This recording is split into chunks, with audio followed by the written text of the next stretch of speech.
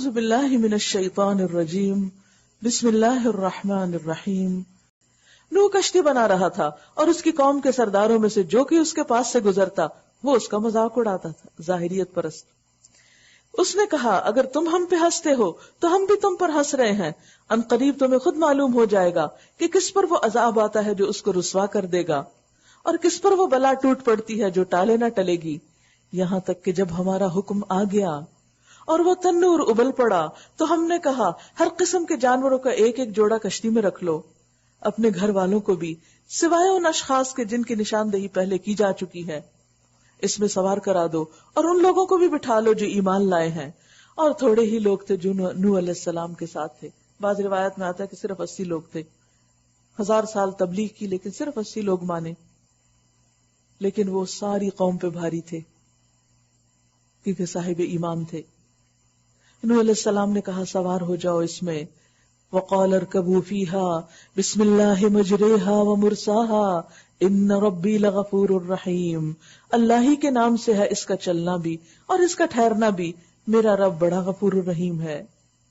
کشتی ان لوگوں کو لیے چلے جا رہی تھی اور ایک ایک موج پہاڑ کی طرح اٹھ رہی تھی، پہاڑ کی طرح۔ نوح علیہ السلام کا بیٹا دور فاصلے پر تھا۔ نوح علیہ السلام نے پکار کر کہا بیٹا ہمارے ساتھ سوار ہو جاؤ، کشتی میں آ جاؤ، کافروں کے ساتھ نہ رہو۔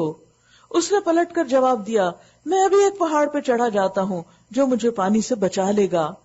نوح علیہ السلام نے کہا آج کوئی چیز اللہ کے حکم سے بچانے والی نہیں ہے سوائے اس کے کہ اللہ ہی کسی پر رحم فرمائے۔ اتنے میں ایک موج دونوں کے درمیان حائل ہو گئی اور وہ بھی ڈوبنے والوں میں شامل ہو گیا۔ نوح علیہ السلام کا بیٹا، پیغمبر کا بیٹا، کس وجہ سے ڈوبا؟ غلط کمپنی کی وجہ سے۔ انہوں نے کہا وَلَا تَكُن مَعَ الْكَافِرِينَ، کافروں کے ساتھ مت رہو۔ یہ صحبت کا اثر تھا، اور صحبت کے اثر سے دوسروں کی باتیں اس کی سوچ پر، اس کے طرز عمل پر غالب آ گئی۔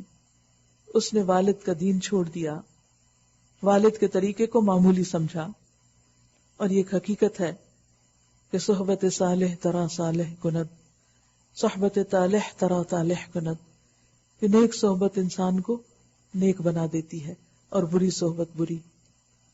انسان کو اپنے بارے میں جن جن چیزوں سے ڈرنا چاہیے ان میں سے خاص طور پر بیڈ کمپنی، خاص طور پر اسپیشلی ہمیشہ اس بات کا خیال رکھیں کہ کن لوگوں سے سلام دعا ہے، کن لوگوں سے اٹھنا بیٹھنا ہے، کن لوگوں کے ساتھ تعلق ہے۔ اسی لیے پیچھے آپ دیکھ رہے ہیں کہ بار بار اللہ تعالیٰ فرما رہے ہیں کہ اپنے سوا دوسروں کو اپنا دلی دوست نہ بناؤ، کیونکہ انسان جس کے ساتھ دلی دوستی رکھتا ہے پھر وہ اسی کے طریقے پر ہوتا ہے، اسی کے دین پر ہوتا ہے، انکانشیسلی اس کی ہیبٹس، اس کی عادات اور اس کے طریقے اختیار کرنا شروع کر دیتا ہے۔ اور آپ دیکھیے کہ نوح علیہ السلام کا بیٹا خاندان نبوت سے تعلق رکھتا تھا، لیکن انجام کس کے ساتھ ہوا؟ جن کے ساتھ اس کی محبت تھی، تعلق تھا۔ اس کے برعکس اصحاب کہف کا کتا تھا، لیکن چونکہ اصحاب کہف کے ساتھ تھا تو انجام کس کے ساتھ ہوا؟ انہی کے ساتھ۔ تو بات یہ ہے کہ کوئی انسان اس کے اپنے عمل بہت اچھے نہ بھی ہوں، لیکن اگر وہ نیک لوگوں میں اٹھتا بیٹھتا ہے تو وہ غیبت سے بچے گا، وہ جھوٹ سے بچے گا، وہ اللہ کی نافرمانی کے کام سے بچے گا، وہ لازمی طور پر ان کے اندر بیٹھ کر اللہ کی بات کرے گا، انسانوں کی بھلائی کی بات کرے گا، لازمی طور پر وہ دوسروں کے فائدے کی بات سوچے گا، اور اس طرح انسان خود بخود ان کے ساتھ شامل ہو جائے گا نیکی میں۔ کیونکہ نیکی کی خوبی یہ ہے کہ انسان سوچتا ہی ہے تو اللہ تعالیٰ اجر لکھ لیتا ہے۔ اور آپ دیکھیے کہ جب آپ کسی کو نیک کام کرتے ہوئے دیکھتے ہیں، کسی نیک بندے کی مجلس میں ہوتے ہیں، تو اس کو دیکھ دیکھ کر آپ کیا سوچ رہے ہوتے ہیں؟ کاش میں بھی کروں، اچھا میں بھی کروں گا۔ اس کو دیکھ کر نیکی کے آئیڈیاز آنے لگتے ہیں۔ اس کے برعکس جب آپ کسی ایسے شخص کے پاس بیٹھتے ہیں جو لوگوں کا مذاق اڑا رہا ہے، لوگوں کو ڈیگریڈ کر رہا ہے، تو آپ ہی انکانشیسلی وہ چیزیں اپنے اندر جذب کر جاتے ہیں۔ بالکل ایسے جیسے کسی دھوئیں والی جگہ پہ چلے جائیں، کسی اسموکنگ ایریا میں آپ چلے جائیں تو باہر آئیں گے تو آپ نے اسموکنگ نہ بھی کی ہو، آپ کے کپڑوں پر اسموکنگ کے اثرات ہوں گے۔ تو بات یہ ہے کہ ہم سب کو بھی اپنے بچوں کی، اپنی نسلوں کی فکر کرنی ہے۔ ہم میں سے بہت سے لوگ یہ کہتے ہیں کہ ہم اپنے بچوں کو کس طرح نیک بنائیں۔ اس کے لیے سب سے آسان تدبیر یہ کہ ان کی کمپنی بدل دیں۔ اب آپ کہیں گے کہ اچھی کمپنی ہے ہی نہیں ہے، ہم تلاش نہیں کرتے، ہم اس کے لیے کوشش نہیں کرتے. ہم بچوں کو جم سوئمنگ پہ تو لے جائیں گے، لیکن مسجد یا کسی ایسے شیخ کے پاس، کسی استاد کے پاس، کسی ایسے بزرگ کے پاس کہ جن کے پاس بیٹھ کے تھوڑی دیر میں کچھ اثرات ہو، وہاں لے جانے میں ہم بھی سستی کرتے ہیں. اس کے لیے ہم بھی حریص نہیں ہوتے، اس کے لیے ہم بھی تکلیف نہیں اٹھاتے. تو یہ انتہائی ضروری ہے کہ بچپن سے ہی ان کو ایسے لوگوں سے ملوائیں، ایسی جگہوں پر لے جائیں، مسجد میں لے جائیں. اور مسجد والوں سے بھی میں یہ ریکویسٹ کروں گی کہ وہ مسجدوں کو بچوں کے لیے بھی کھولیں، بچوں کو برداشت کریں، بچوں کے لیے ایسی ایکٹیویٹیز رکھیں کہ جس میں وہ اپنی شرارتوں کے باوجود وہاں پر کچھ نہ کچھ اپنی دلچسپی کا سامان پائیں. اور مسجد کے ماحول کو ایسا نہ بنائیں کہ بچے مسجد سے اور دینی ادارے سے بھاگ جائیں. یہ وہی بات ہوگی وَمَنْ أَظْلَمُ مِمَّنْ مَنَعَ مَسَاجِدَ اللَّهِ أَن يُذْكَرَ فِيهَا اسْمُهُ وَسَعَىٰ فِي خَرَابِهَا. کیونکہ اگر ہماری جنریشن مسجد کے ماحول کو نہیں دیکھیں گی تو کل ان کو آباد کرنے والا کون ہوگا؟ اور ان کی خرابی کیا ہے؟ ان کی بے آبادی. لہذا بے حد ضروری ہے کہ ہم صرف خود ہی نیک نہ بنیں، صرف خود ہی نمازیں اور تراویحیں اور روزے نہ کریں، بلکہ منت سماجت کر کے، دعائیں مانگ کے، تڑپ کے، رو کے، کسی نہ کسی طرح بچوں کو بھی ہاتھ پکڑے اور کھینچ کے لائیں. ہوگا مشکل، تکلیف دے، لیکن ہمت نہ ہارے، مایوس نہ ہو، ورنہ آپ جتنے بھی نیک ہوں آپ کی ایک نیکی بھی آپ کے بچوں کو نہیں مل سکتی. آپ دنیا بھر کی دولت ان کے لیے چھوڑ جائیں وراثت میں، وہ بھی کس کام استعمال کریں گے؟ آپ کے لیے تو صدقہ نہیں کریں گے اس میں سے، کیونکہ انہوں نے تو سیکھا ہی نہیں کہ صدقہ بھی کرنا ہے. وہ آپ کے لیے دعا نہیں کریں گے مرنے کے بعد، کیونکہ انہوں نے سیکھی نہیں میت کی دعا، انہوں نے سیکھی نہیں کہ والدین کو کس طرح ثواب پہنچایا جا سکتا ہے. تو ہم اپنی اور ان کی دنیا بنانے میں وقت نہ لگا دیں، دین کے لیے بھی وقت نکالیں اور ان کے لیے بھی وقت نکالیں اور اس کے لیے قربانی کریں، مال خرچ کریں، وقت لگائیں، ایسی جگہ بنائیں، ایسے ادارے بنائیں کہ جہاں بچوں کو اچھا ماحول ملے. یہ ایک بہت بڑی زبردست انویسٹمنٹ ہوگی. آج اسلامی اسکولوں کا حال کیا ہے؟ اسکول تو اسلام کے نام پہ ہم نے کھول لیے، لیکن وہاں بھی بچوں کی تربیت نہیں ہوتی، کیونکہ رول ماڈلز نہیں ہیں، ایسے استاد موجود نہیں ہیں کہ جو عمل سے بچوں کو اسلام پر عمل کرنا سکھائیں. ان کو صحبت دے، کمپنی دے، انوائرنمنٹ، ماحول، کمپینین شپ، اس کی ضرورت ہے. اور یہ بہت بڑا جہاد ہے آج کا، بہت بڑا صدقہ ہے فی سبیل اللہ، جس میں ہم انویسٹ کر سکتے ہیں اپنے فیوچر کے لیے.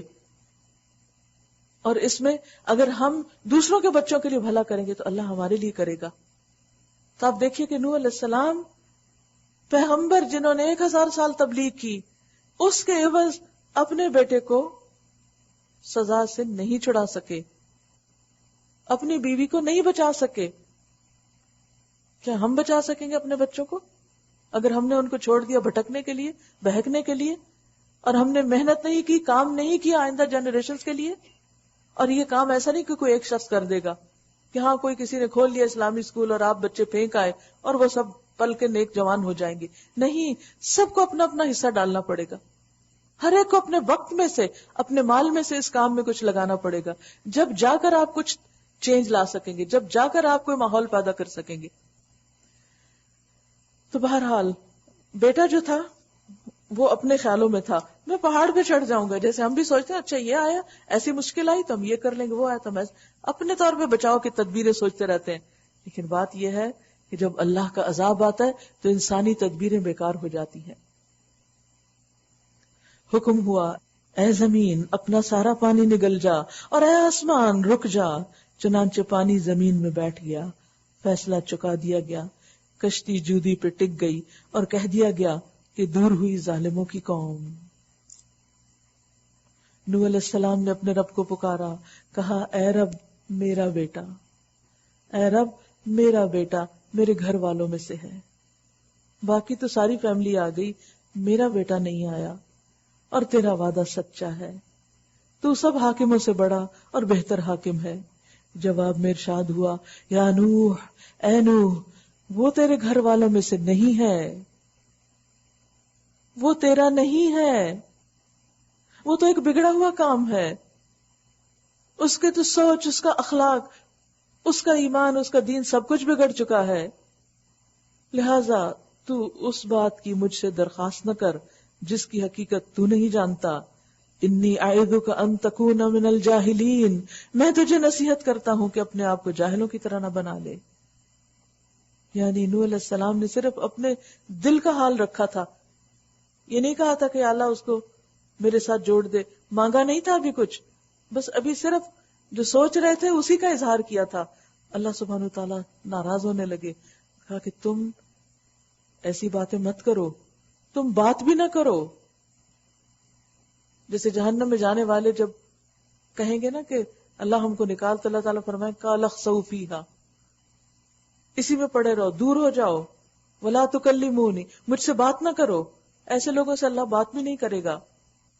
تو اسی طرح ایسے لوگوں کے بارے میں سفارش کو بھی اللہ قبول نہیں کرے گا کہ جو اللہ کے نافرمان ہے، خواہ وہ کسی پیغمبر یا کسی نیک انسان ہی کی اولاد کیوں نہ ہو.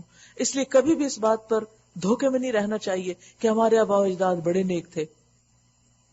ہر انسان اپنے عمل کا خود ذمہ دار ہے. نوح علیہ السلام نے فوراً عرض کیا رب انی اعوذ بک ان اسألک ما لیس لی بہ علم والا تغفر لی وترحمنی اکن من الخاسرین. اے میرے رب، میں تیری پناہ مانگتا ہوں اس سے کہ وہ چیز تجھ سے مانگو جس کا مجھے علم نہیں. اگر تو نے مجھے معاف نہ کیا اور رحم نہ فرمایا تو میں برباد ہو جاؤں گا. سب کچھ کر کے بھی ایک بات پر جو اللہ کو پسند نہیں آئی کتنا ڈر رہے ہیں اور استغفار کر رہے ہیں، معافی مانگ رہے ہیں کہ اچھا اللہ تعالیٰ اس کے بعد میں کوئی ایسی بات نہیں کروں گا جس سے تو ناراض ہو. یہ ہے ایمان، یہ ہے اخبات، یہ ہے عمل صالح، یہ ہے سب کچھ کرنے کے بعد بھی اپنے آپ کا کوئی حق نہ رکھنا اور ہمیشہ یہ سمجھنا کہ ابھی تو کچھ کیا نہیں.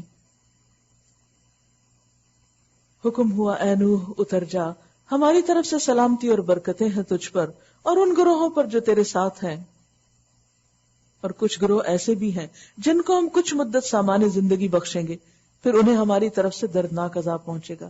اشارہ ہے آئندہ انہی نسلوں میں سے، انہی ایمان والوں میں سے پھر ایسی نسلیں آ جائیں گی جو بگڑیں گی اور پھر ان کی شامت آئے گی. اور یہی ہوا کہ اس کے بعد قوم عاد آئی جو نوح علیہ السلام ہی کی اولاد میں سے تھی. اے محمد صلی اللہ علیہ وسلم، یہ غیب کی خبریں ہیں جو ہم تمہاری طرف وحی کر رہے ہیں. اس سے پہلے نہ تم ان کو جانتے تھے اور نہ تمہاری قوم. بس صبر کرو، انجام کار متقیوں ہی کے حق میں ہے.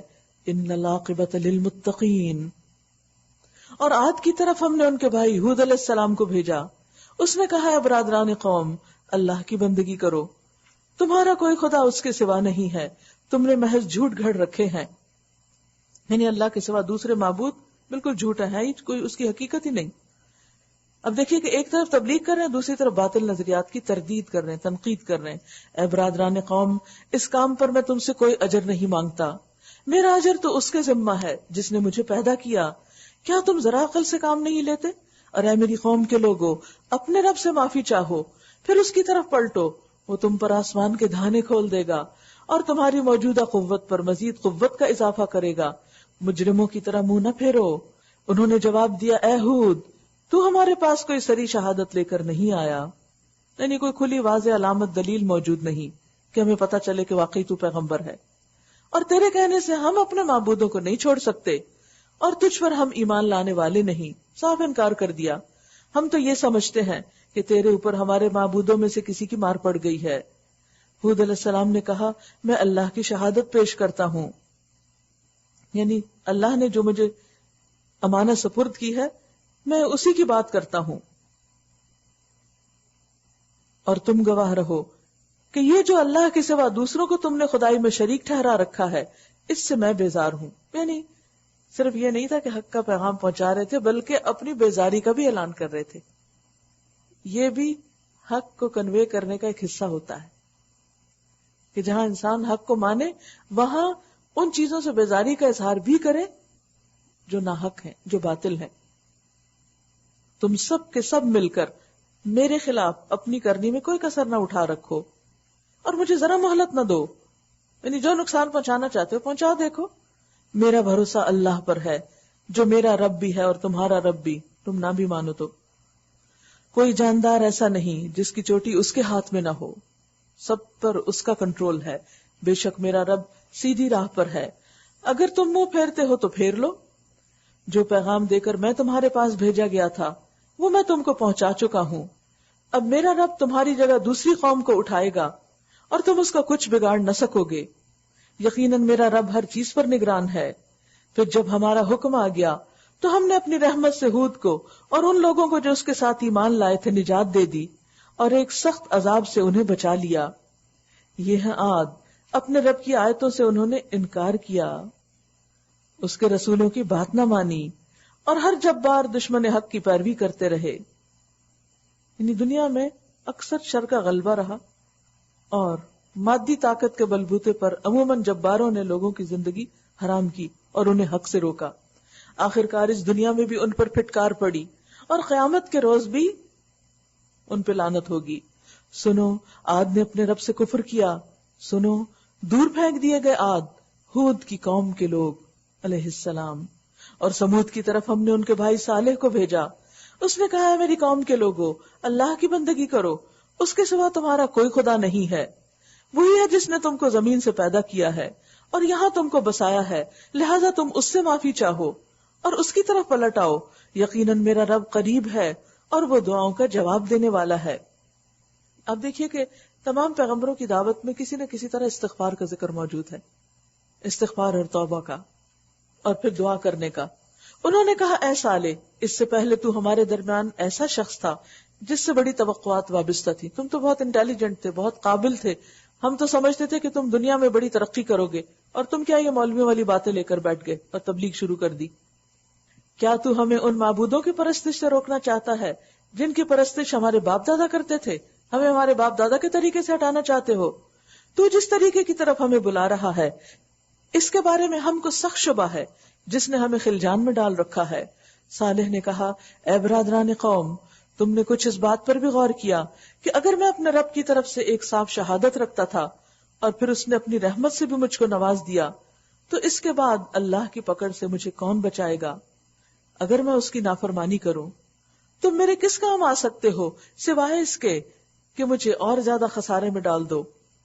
اور اے میری قوم کے لوگوں، دیکھو یہ اللہ کی اونٹنی تمہارے لیے ایک نشانی ہے، اسے خدا کی زمین میں چرنے کے لیے آزاد چھوڑ دو، اس سے ذرا تعرض نہ کرنا ورنہ کچھ زیادہ دیر نہ گزرے گی کہ تم پر خدا کا عذاب آ جائے گا۔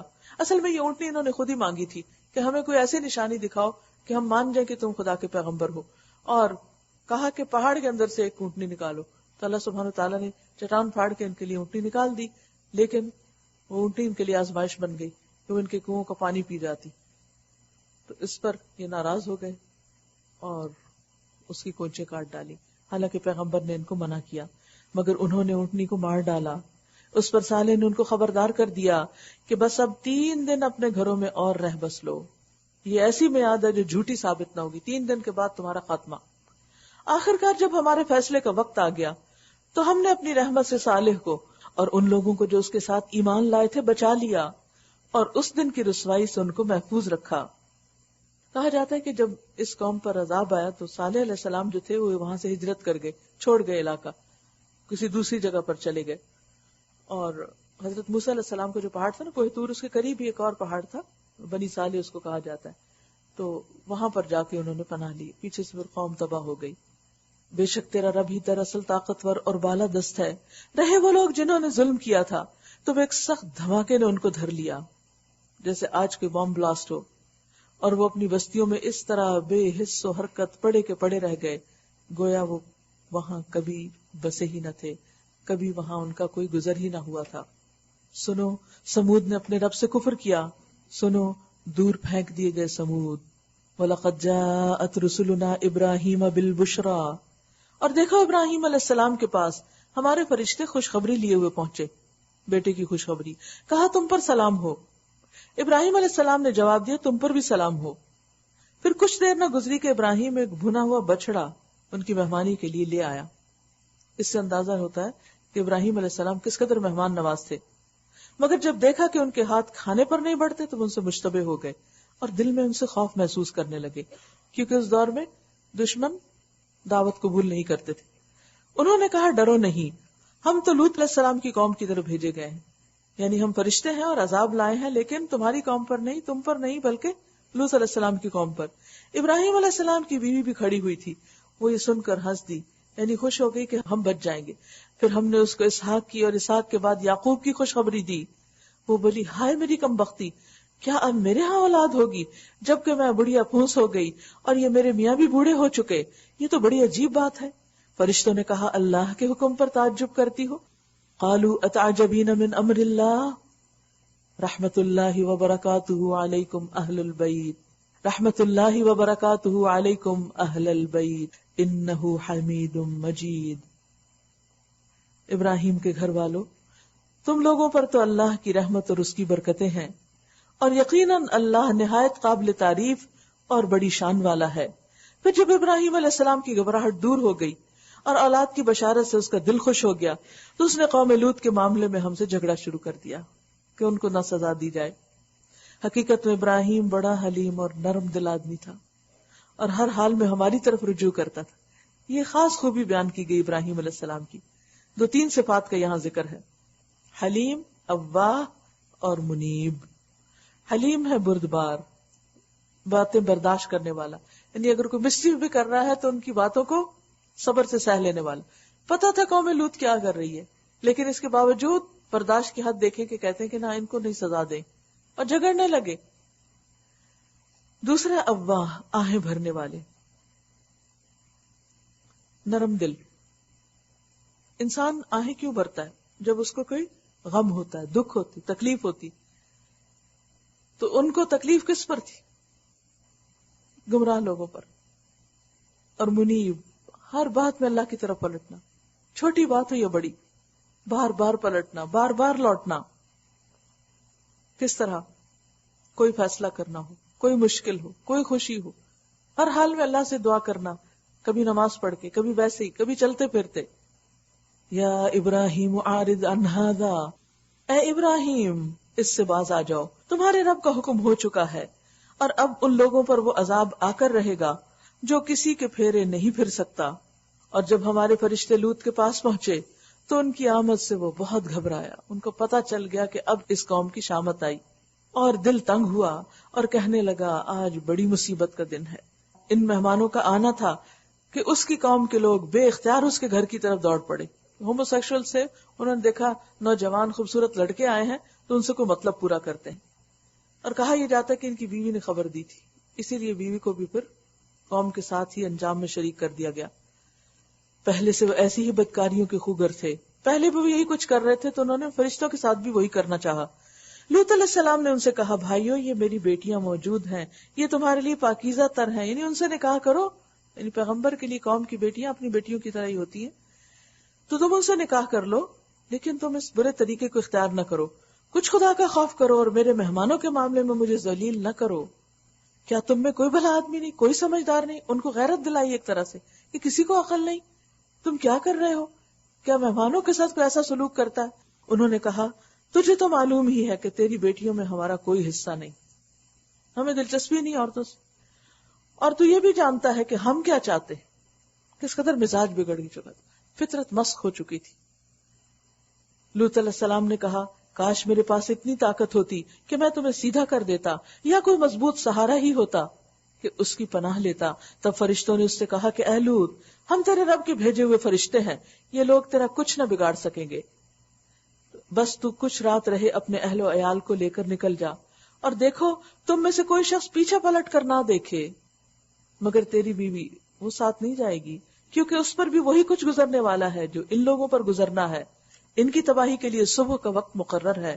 صبح کا وقت جو ہوتا ہے وہ نیند کا وقت ہوتا ہے، اسی لیے بہت سے لوگوں کی سحری میں آنکھ نہیں پھر کھلتی. تو وہ وقت مختلف قوموں پہ عذاب کا وقت بھی تھا کیونکہ بالکل غفلت کی نیند سوئے ہوئے تھے.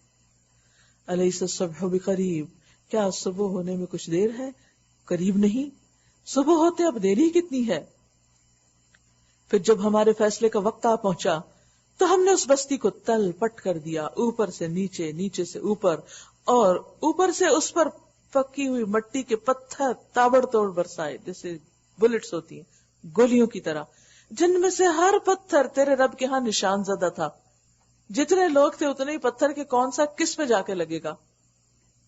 اور ظالموں سے یہ سزا کچھ دور نہیں ہے، اگر اور بھی کوئی ایسا کرے گا تو ان کو بھی یہ سزا مل سکتی ہے۔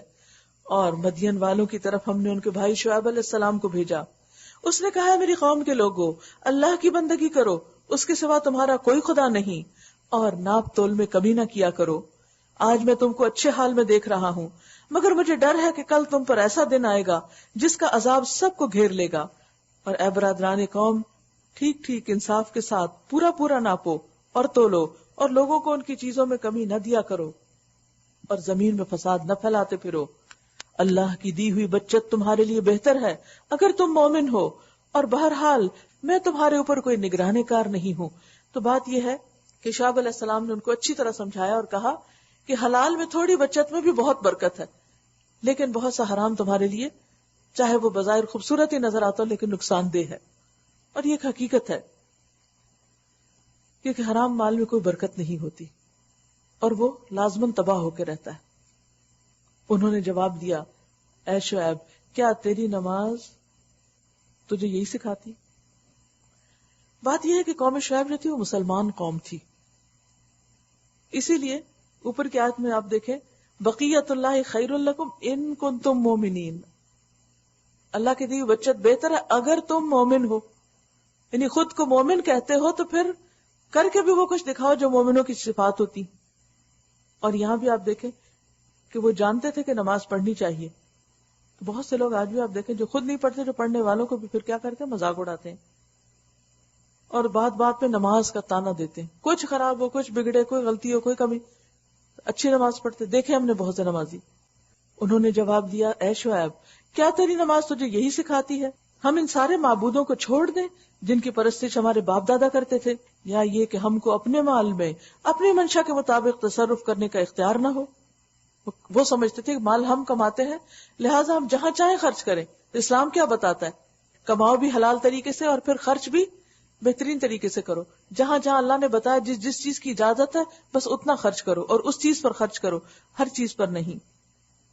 تو وہ اس پر بگڑ گئے، لو ہم کمائیں اور خرچ کرنے کے لیے تم سے پوچھے کہ کہاں کریں اور کہاں نہ کریں۔ بس تو ہی ایک عالی ظرف اور راست باز آدمی رہ گیا ہے۔ شعیب علیہ السلام نے کہا، بھائیو تم خود ہی سوچو کہ اگر میں اپنے رب کی طرف سے کھلی شہادت پر تھا اور پھر اس نے اپنے ہاتھ سے مجھ کو اچھا رزق بھی عطا کیا، تو اس کے بعد میں تمہاری گمراہیوں اور حرام خاریوں میں کیسے شریک حال ہو سکتا ہوں؟ اور میں یہ ہرگز نہیں چاہتا کہ جن باتوں سے میں تم کو روکتا ہوں ان کا خود ارتکاب کروں، میں تو اصلاح کرنا چاہتا ہوں جہاں تک میرا بس چلے۔ پیغمبروں کی کچھ اور صفات یہاں بیان ہو رہی ہیں، اور وہ کیا ہے کہ پیغمبر جو کہتے ہیں وہ کرتے ہیں، ان کے قول و فعل کا تضاد نہیں ہوتا۔ پھر اور کیا کرتے ہیں پیغمبر؟ کیا کرنے کے لیے؟ اصلاح کرنے کے لیے آئے، اور پھر فرمایا کہ جو کچھ میں کرتا ہوں اس کا سارا انحصار اللہ کی دی ہوئی توفیق پر ہے۔ تو جو لوگ کار نبوت لے کر چلیں ان کا کیا فرض بنتا ہے؟ جو لوگ دین کا کام کرنے والے ہوں ان کو بھی اپنے اندر یہی صفات لانی چاہیے۔ دینی رہنما، دینی لیڈرز، ان کے لیے یہ مشعل راہ ہے یہ آیات۔ کیا؟ نمبر 1، جو کچھ وہ دوسروں کو کرنے کے لیے کہیں وہ خود بھی کریں۔ نمبر 2، حت الوسع اصلاح، جتنی بھی استطاعت ہو۔ اب دیکھیے کہ ہم کسی کو کچھ بتاتے ہیں، اگر وہ بگڑ جائے آگے سے تو ہم کیا کرتے ہیں؟ چھوڑو پرے، کسی اور کو بتاؤ، اس کو کیا بتانا، صبر نہیں کرتے۔ پھر وہ کہتے ہیں کہ اور میں یہ ہرگز نہیں چاہتا کہ جن باتوں سے میں تم کو روکتا ہوں خود ان کا ارتکاب کروں۔ اگلی کوالٹی کیا ہونی چاہیے دین کی دعوت دینے والے کے اندر؟ کہ وہ اصلاح کا کام کرے اور میکسیمائزر میں سے ہو، مستطاعت، جتنی بھی ہمت ہے، جتنی بھی طاقت ہے، جتنی بھی استطاعت ہے، اور یہ کہ وہ کام کر کے یہ نہ سمجھے کہ سارا اس کی کمائی کا حصہ ہے، بلکہ ما توفیقی الا باللہ، اسی پر میں نے بھروسہ کیا اور اسی کی طرف میں رجوع کرتا ہوں۔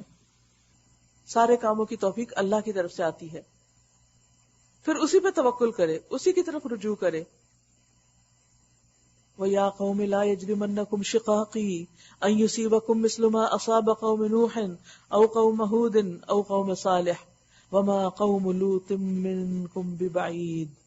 اے برادران قوم، میرے خلاف تمہاری ہٹ دھرمی کہیں یہ نوبت نہ پہنچا دے کہ آخر کار تم پر بھی وہی عذاب آ جائے جو نوح علیہ السلام، یہود علیہ السلام یا صالح علیہ السلام کی قوم پر آیا تھا۔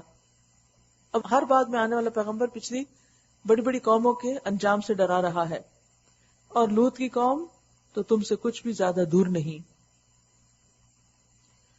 پھر وہی پیغام، واستغفروا ربکم، جو پچھلے گناہ ہو چکے ان پہ معافی مانگ لو، استغفار کرو، ثم توبوا الیہ، پھر اس کی طرف توبہ کرو، ان ربی رحیم ودود، بے شک میرا رب رحیم اور اپنی مخلوق سے محبت کرتا ہے۔ تو آپ دیکھ رہے ہیں کہ اس صورت کے اندر بہت زیادہ استغفار کی بات کی گئی ہے۔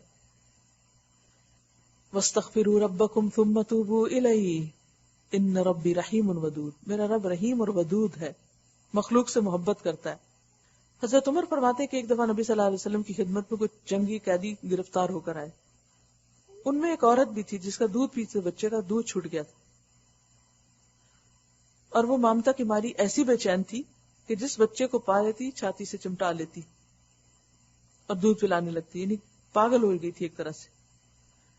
نبی صلی اللہ علیہ وسلم نے اس کا حال دیکھ کر ہم لوگوں سے پوچھا، کیا تم لوگ یہ توقع کر سکتے ہو کہ یہ ماں اپنے بچے کو خود اپنے ہاتھوں سے آگ میں پھینک دے گی؟ میں نے کہا ہرگز نہیں، خود پھینکنا تو درکنار، وہ آپ گرے تو بھی اپنے حد تک اس کو بچانا چاہے گی اور اس میں کوئی کسر نہ اٹھا رکھے گی۔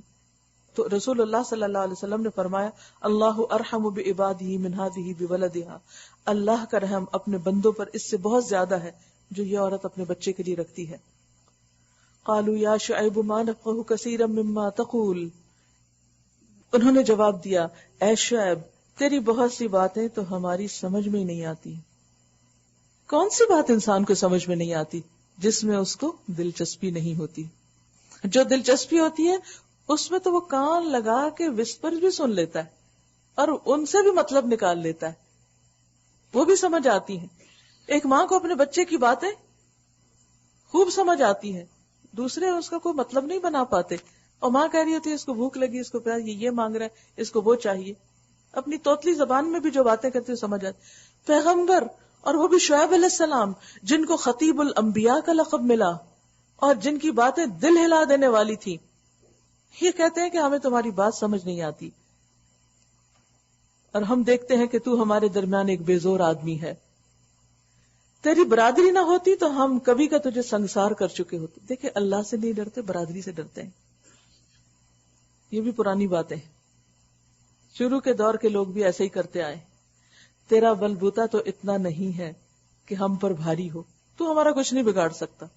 اصل میں ان کو پیغمبر کے پیچھے خدا نظر نہیں آ رہا تھا، اس لیے وہ یہ ساری باتیں کر رہے تھے، اور پیغمبر کو ایک انسان سمجھ کر، اپنے سے کمزور سمجھ کر اس کا انکار کر رہے تھے، اور یہ انسان کی سب سے بڑی بھول ہوتی ہے۔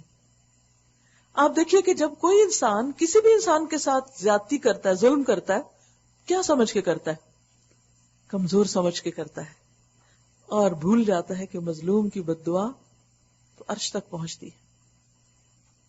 یہ انسانوں کی ایک بہت بڑی ناسمجھی ہے کہ وہ انسانوں کو انسان نہ سمجھے اور انسانوں کو کمزور سمجھے، اور کمزور سمجھ کر ان کو دبائے اور ان پر زیادتی کرے۔ اب ہوتا عام طور پر یہی ہے کہ ایسے ظالم جو ہے اللہ ان کو بڑی لمبی مہلت دے دیتا ہے اور پھر ایک ہی دفعہ پکڑتا ہے، کیونکہ ان کو پکڑنا ہوتا ہے، اس لیے ان کو چانس ملتا چلا جاتا ہے۔ تو یہاں بھی یہی ہوتا ہے، کہتے ہیں کہ اگر تمہاری برادری نہ ہوتی تو ہم تو کبھی کا تمہارا قصہ پاک کر چکے ہوتے، سنسار کر چکے ہوتے، تم ہمارے مقابلے میں کوئی چیز نہیں۔ شعیب نے کہا، بھائیو، اے میری قوم، کیا میری برادری تم پر اللہ سے زیادہ بھاری ہے کہ تم نے برادری کا تو خوف کیا اور اللہ کو بالکل پس پش ڈال دیا؟ جان رکھو کہ جو کچھ تم کر رہے ہو وہ اللہ کی گرفت سے باہر نہیں۔ اے میری قوم کے لوگوں، تم اپنے طریقے پر کام کیے جاؤ اور میں اپنے طریقے پر کرتا رہوں گا۔ جلد ہی تمہیں معلوم ہو جائے گا کہ کس پر ذلت کا عذاب آتا ہے اور کون جھوٹا ہے۔ تم بھی انتظار کرو اور میں بھی تمہارے ساتھ چشم برا ہوں۔ آخر کار جب ہمارے فیصلے کا وقت آ گیا تو ہم نے اپنی رحمت سے شعیب اور اس کے ساتھی مومنوں کو بچا لیا، اور جن لوگوں نے ظلم کیا تھا ان کو ایک سخت دھماکے نے ایسا پکڑا کہ وہ اپنی بستیوں میں بے حس و حرکت پڑے کے پڑے رہ گئے، گویا وہ کبھی وہاں رہے بسے ہی نہ تھے۔ ان کو آواز سے ہلاک کیا گیا، جو اپنے آپ کو بڑی چیز سمجھتے تھے۔ آواز دیکھی نہیں جاتی نا، کہ آ رہی ہو تو آپ اس کو روک لیں، اس کو پکڑ لیں یا اس کا مقابلہ کر سکیں، انویزیبل ہے۔ لیکن کس طرح ان کے لیے موت کا سبب بن گئی۔ سنو، مدین والے بھی دور پھینک دیے گئے، جس طرح سمود پھینک دیے گئے تھے۔ سب قوموں کا ایک ہی انجام، پیغمبر آتا ہے، دعوت دیتا ہے، قوم جھٹلاتی ہے، تکبر کرتی ہے، انکار کرتی ہے، مذاق اڑاتی ہے، بلیم کرتی ہے۔ پیغمبر صبر کرتے ہیں، اور جتنا عرصہ اللہ نے ان کو کام کے لیے دیا وہ کام کرتے رہتے ہیں، ہمت نہیں ہارتے، پیچھے نہیں ہٹتے، اور بالآخر حق اور باطل کا فرق الگ الگ ہو جاتا ہے۔ اللہ اپنے پیغمبروں کی مدد کرتا ہے اور مجرم اور دشمن ختم کر دیے جاتے ہیں۔ وَلَقَدْ أَرْسَلْنَا مُوسَىٰ بِآيَاتِنَا، اور موسیٰ علیہ السلام کو ہم نے اپنی نشانیوں اور کھلی کھلی سند ماموریت کے ساتھ فرعون اور اس کے آیان سلطنت کی طرف بھیجا، مگر انہوں نے فرعون کے حکم کی پیروی کی، حالانکہ فرعون کا حکم راستی پر نہ تھا۔ اور بہت سے لوگوں کا یہی حال ہے کہ وہ لیڈروں کی اندھا دھند پیروی کرتے ہیں بغیر سوچے سمجھے۔ قیامت کے روز وہ اپنی قوم کے آگے آگے ہوگا اور اپنی پیشوائی میں انہیں دوزخ کی طرف لے جائے گا، جیسے دنیا میں لیڈ کر رہا ہے جہنم میں بھی کرے گا۔ کیسی بدتر جائے ورود ہے جس پر کوئی پہنچے، اور ان لوگوں پر دنیا میں بھی لعنت پڑی اور قیامت کے روز بھی پڑے گی، کیسا برا صلہ ہے جو کسی کو ملے۔ یہ چند بستیوں کی سرگزشت ہے جو ہم تمہیں سنا رہے ہیں، ان میں سے بعض اب بھی کھڑی ہیں اور بعض کی فصل کٹ چکی ہے، نام و نشان مٹ چکا ہے۔ ہم نے ان پر ظلم نہیں کیا، انہوں نے آپ ہی اپنے اوپر ستم ڈھایا، اور جب اللہ کا حکم آ گیا تو ان کے وہ معبود جنہیں وہ اللہ کو چھوڑ کر پکارا کرتے تھے ان کے کچھ کام نہ آ سکے، اور انہوں نے ہلاکت و بربادی کے سوا انہیں کچھ فائدہ نہ دیا۔ اور تیرا رب جب کسی ظالم بستی کو پکڑتا ہے تو پھر اس کی پکڑ ایسی ہی ہوا کرتی ہے، فی الواقع اس کی پکڑ بڑی سخت اور دردناک ہوتی ہے۔ حقیقت یہ ہے کہ اس میں ایک نشانی ہے ہر اس شخص کے لیے جو عذاب آخرت کا خوف کرے۔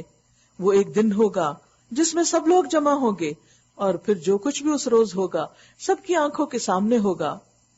ہم اس کے لانے میں کچھ بہت زیادہ تاخیر نہیں کر رہے، بس ایک گنی چنی مدت اس کے لیے مقرر ہے۔ جب وہ آئے گا تو کسی کو بات کرنے کی مجال نہ ہوگی الا یہ کہ خدا کی اجازت سے کچھ عرض کرے۔ پھر کچھ لوگ اس روز بدبخت ہوں گے اور کچھ لوگ نیک بخت۔ جو بدبخت ہوں گے وہ دوزخی میں جائیں گے، جہاں وہ پیاس اور گرمی کی شدت سے ہانپیں گے اور پھنکارے ماریں گے، اور اسی حالت میں وہ ہمیشہ رہیں گے۔ سوچئے تھوڑی سی بھی گرمی ہو تو کتنا دل گھبرا جاتا ہے، پھونکے مار مار کے انسان اپنے آپ کو ٹھنڈا کر رہا ہوتا ہے۔ اور پھر یہ کہ وہاں تو ہمیشہ کی سزا، جب تک کہ زمین و آسمان قائم ہے، الا یہ کہ تیرا رب کچھ اور چاہے۔ بے شک تیرا رب پورا اختیار رکھتا ہے کہ جو چاہے کرے۔ رہے وہ لوگ جو نیک بخت نکلیں گے تو وہ جنت میں جائیں گے اور وہاں ہمیشہ رہیں گے جب تک زمین و آسمان قائم ہے، الا یہ کہ تیرا رب کچھ اور چاہے۔ ایسی بخشش ان کو ملے گی جس کا سلسلہ کبھی منقطع نہ ہوگا۔